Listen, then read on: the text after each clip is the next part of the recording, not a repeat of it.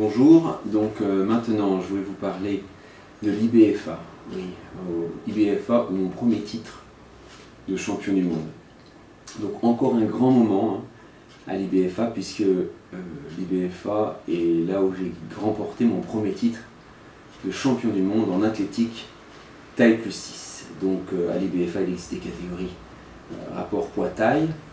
Vous avez taille -3, taille 0, taille 0, taille plus 3, taille plus 4, taille plus 5, taille plus 6, etc. Donc vous avez tous ces rapports poids-taille qui sont existants déjà.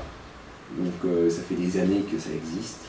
Il n'y a pas que là d'ailleurs, à l'ACF vous avez ça aussi, à la NAC vous avez aussi un rapport taille-poids. Donc le rapport taille-poids existe, alors qu'il n'y a aucun contrôle antidopage et que ce ne sont pas des fédérations qui prétendent être supérieures aux autres parce qu'elles sont naturelles par exemple.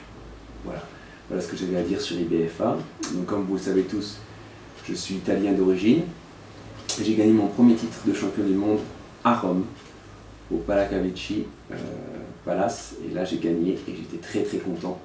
Ça a été quelque chose d'extraordinaire ce titre, d'autant plus que c'est un vrai titre de champion du monde, puisque juste derrière j'ai gagné toute catégorie à l'unanimité de la table des juges.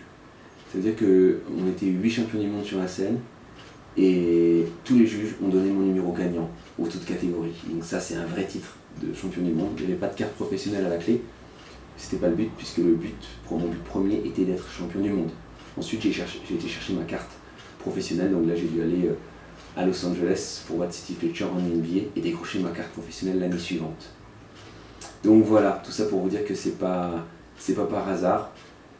On n'est pas champion par hasard, surtout quand on va dans différents endroits, et donc où n'est jugé que notre travail en définitive.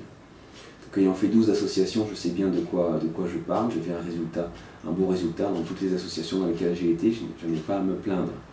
Mais quelqu'un qui s'est surenchéri parce qu'il a fait 3-4 titres dans une seule fédération, il n'y a pas à en tirer une grande gloire, hein, parce qu'il suffit d'être connu, d'être bien connu, et puis il suffit que l'organisation ait envie de mettre quelqu'un à l'honneur, quelqu'un qui connaît depuis longtemps, depuis des années, et hop, il le fait passer premier parce qu'il le connaît, ça fait des années.